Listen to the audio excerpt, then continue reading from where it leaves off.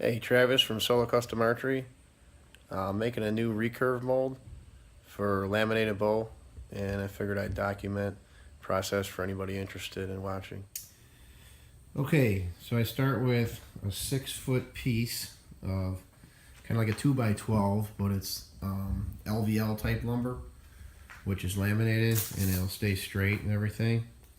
And I have my basic layout of the recurve, which I've taken from my other molds, and I just wanted to tweak it a little bit for a shorter bow, so I can make it as short as 58 inches in this mold. So I added a little bit more reflex, and I took out a little bit of deflex. And we'll see if what kind of performance I get out of that. But I just pretty much I marked it off the other molds. I laid out, took some measurements, and used a compass for the radius and stuff that I wanted.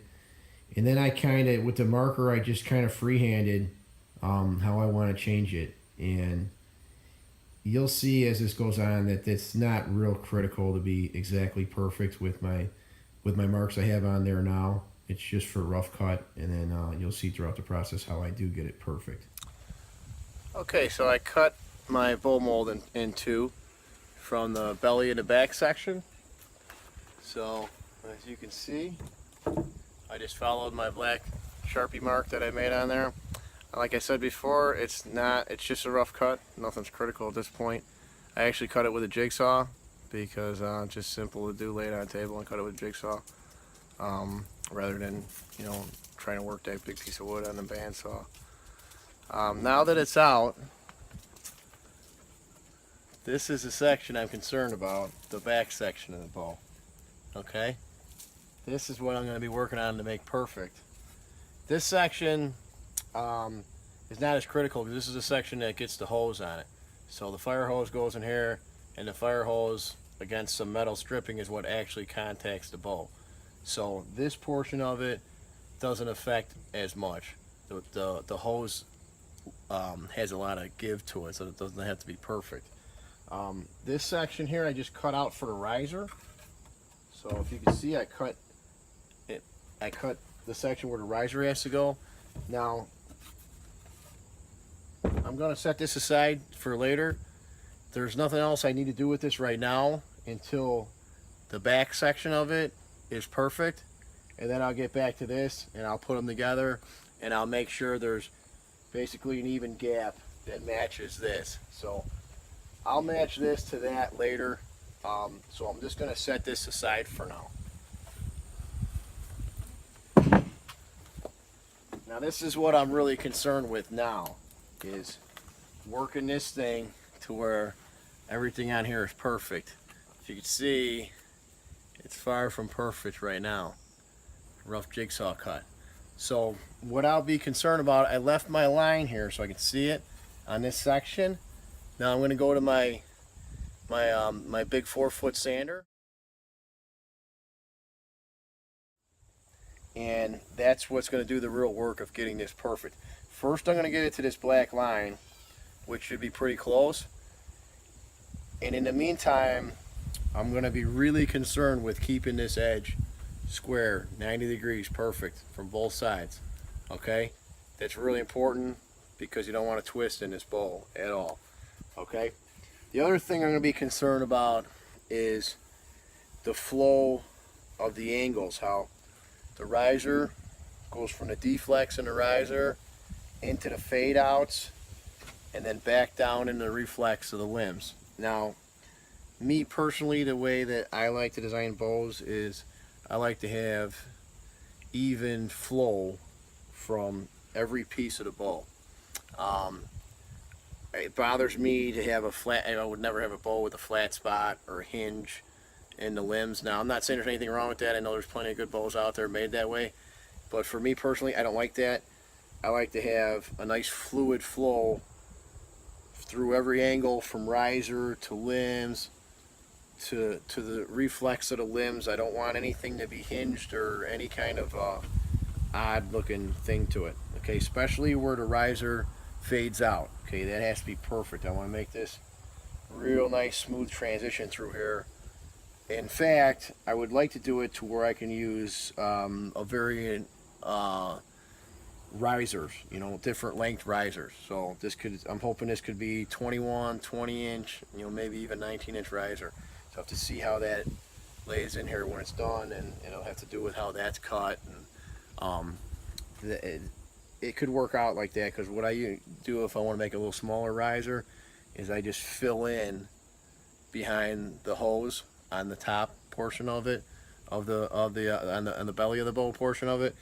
I'll stuff some rubber strips behind the fire hose on the, not the bow side but the other side, to tighten it up in there if I wanted to make a smaller riser. Somebody asked for, you know, something specific. So it does work like that, as long as this transition is all flat and smooth.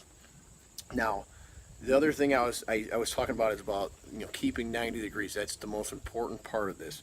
There'll be a lot of different checks and balances I do to make sure I stay in check. I mean, obviously set up my sander to where it's just perfect, you know, and then I'll work this side, and then I'll flip it and work this side in case it's off a little bit, so it balances out.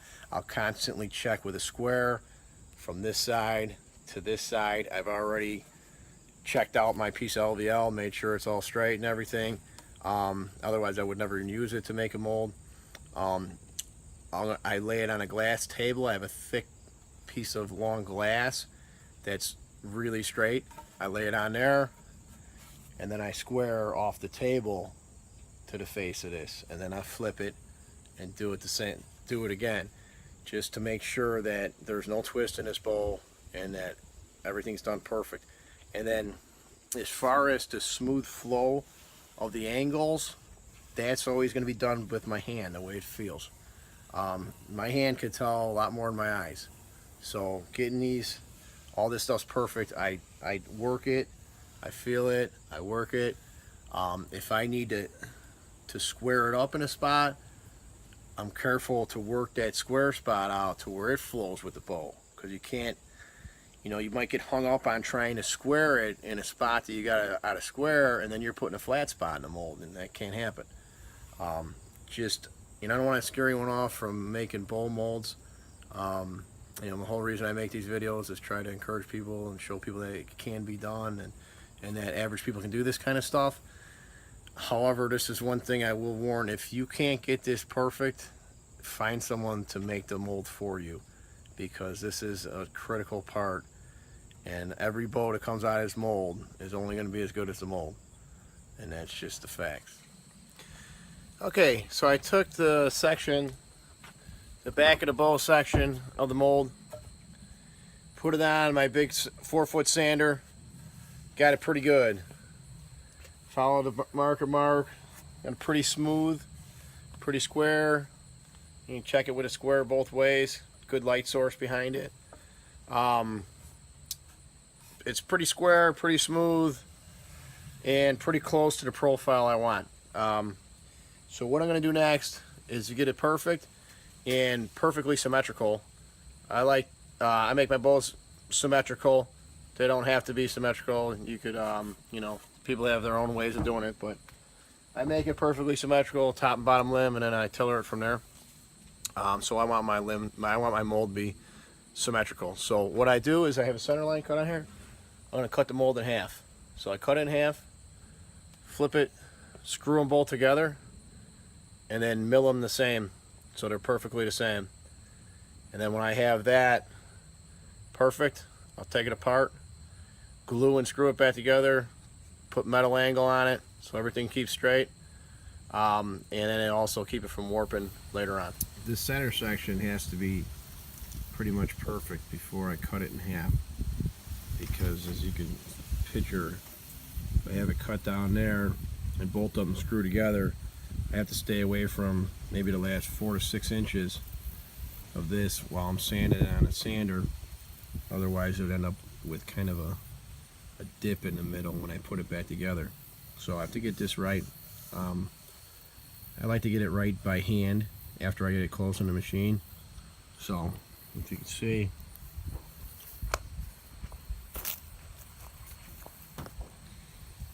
sprayed it with gray automotive primer, and then that kind of shows like that's a low spot.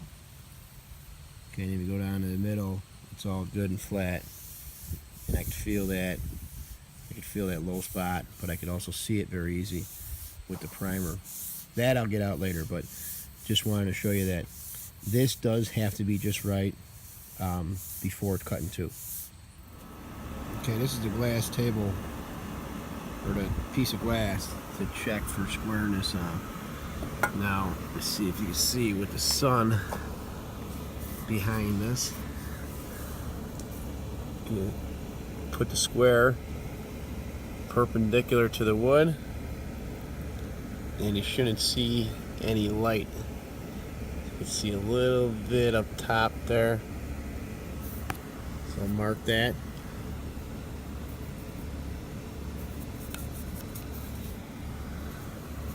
Okay, and you go over to here. This is the spot where I got a little out of whack here. You see light on top, light on bottom. Okay, so I mark where the light is, and where it's touching the square, I'll draw a scribble mark on that. I know I need to remove that area so it all touches the square the same.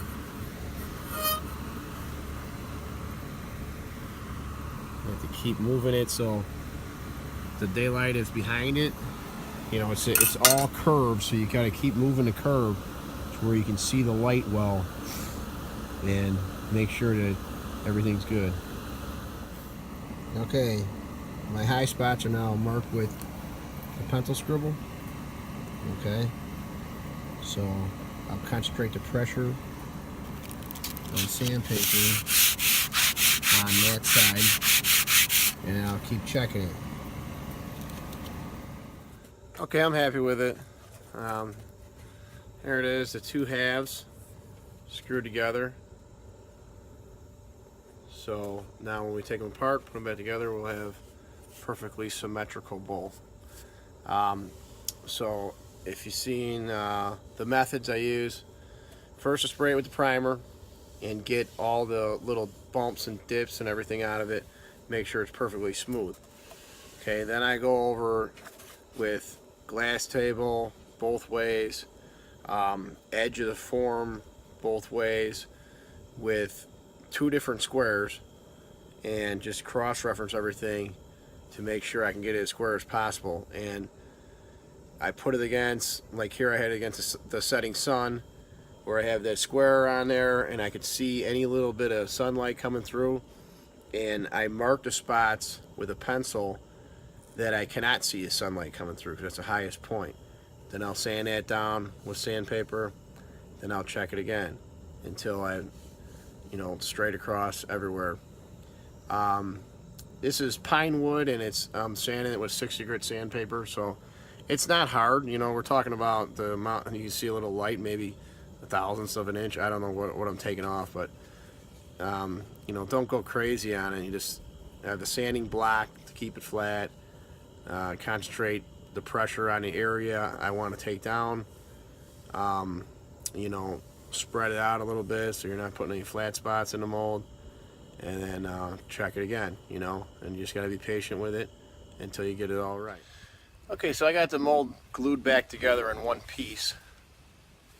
Okay, as you see, I used this thin gauge metal angles, like framing angle. I doubled it up, put on each corner, screwed it together to keep it straight, keep it from warping in time. I used like a 1x3 to glue and screw this thing back together with a splice block in the middle, and I just glued the face edge. When I glued it back together, I just clamped it to my glass table and clamped the blocks on there and make sure everything's straight before I start screwing it together. Make sure this back edge is all even. You have to make sure everything's straight. And then now that it's back together, now it's time. We still have to dial it in. There's always issues once it's screwed together. Like if you could picture when it's doubled over, if there's any kind of imperfection in here, then when you straighten it out and screw it back together, it like compounds, you know, that little bit of imperfection. If it's a half of a thousandths, if it goes one way on this side and the other way on that side, now it might be like a thousandths out on the, have a little bit of twist in it. So I have to check it for that. So now is when I really get precise. You see I have my table behind me. I make out of the thick glass, and I have actually 2 layers of thick glass on it. And I have my 6-foot level using it as a straight edge. I have the setting sun so I can see really well to get everything lined up, see any kind of gaps in anything. And first I shim the glass between the 2 pieces of glass to get any kind of sag out of it and to make sure it's as straight as possible. And now I'm going to set the mold on there, and I'm going to pick a side. You know, up until this point I've been saying I check both sides and keep it even to make sure I'm not getting out of whack. Now when I go for precision, I only have to be perpendicular to a geometrical plane. Okay, so as long as this surface of the mold throughout is all on, I won't say the same plane because it's curved, but it has to be perpendicular to a geometrical plane this way. Okay, I'm not going to use the side of the wood because it's just not straight enough. There's always going to be differences from this side of wood to that side of wood. And there's going to be differences of laying on the glass from one side to the other, just because of the surface of the wood is not flat. So now we're really close on both sides, but when we go for precision, we only have to stay perpendicular to one side. So I'm going to pick a side, whatever I think is best. I'm going to get it perpendicular to that side. So I know that this is perpendicular to one perfect plane. And that's what we're looking for perfection. You know, ideally you'd probably want to use like a milled steel table, but I don't have anything like that, so glass is the closest thing I can get to a geometrical plane. It's straight as it is. When you set it up like this, it sags, and there's always a little bit of imperfection, and then I could take that out by shimming it, getting it straight, and it'll be really, really close to perfect. Okay, so again, the square light behind it. Okay, let's see, the light goes away. Okay.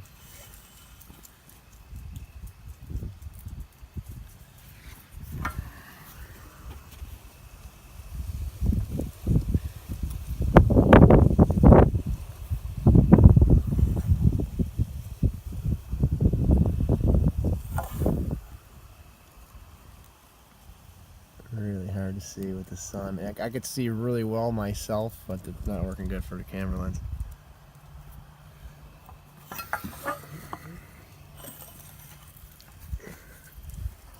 Okay, so you see that? Okay, so it's obviously touching on bottom, leaving a little gap on, touching on top, leaving a little gap on bottom. I'm going to draw a line in the spot it's touching. Okay, and then I come back a couple inches. Okay, same thing. Draw a line where it's touching.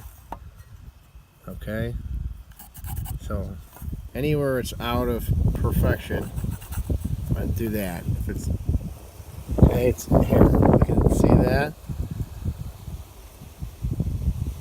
Okay, it's touching.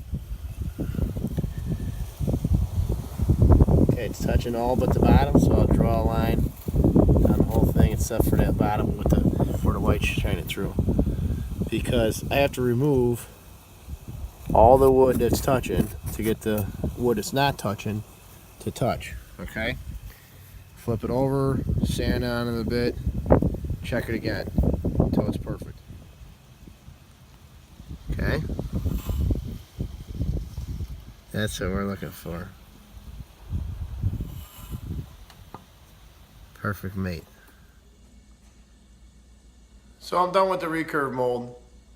After I got the back of the bow portion perfect, I did spend a little bit of time on the belly to bow portion, getting it square, getting it pretty smooth, getting it right. I didn't spend the kind of time I spent on the back of the bow, because like I said, it's not nearly as important, because as you can imagine, the hose, the fire hose that's going to create the pressure for the press is going to be between the bow and the belly to bow.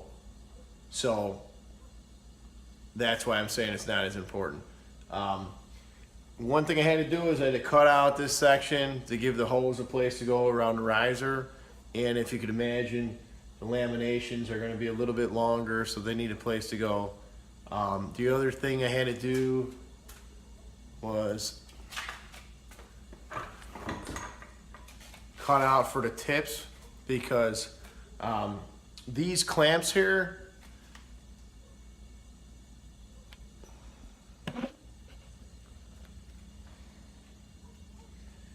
okay, that's like L brackets and 1/2-inch threaded rod.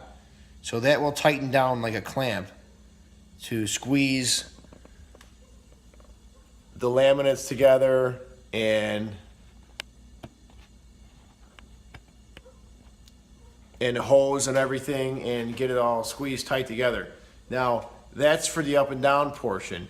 For the vertical portion, where the recurve is going to turn vertical, I don't have any ability to squeeze it in and out. So I had to leave a space in there for the hose and the laminates and the metal strips and everything else that goes in there. So I figured it out to be 1.5 inches.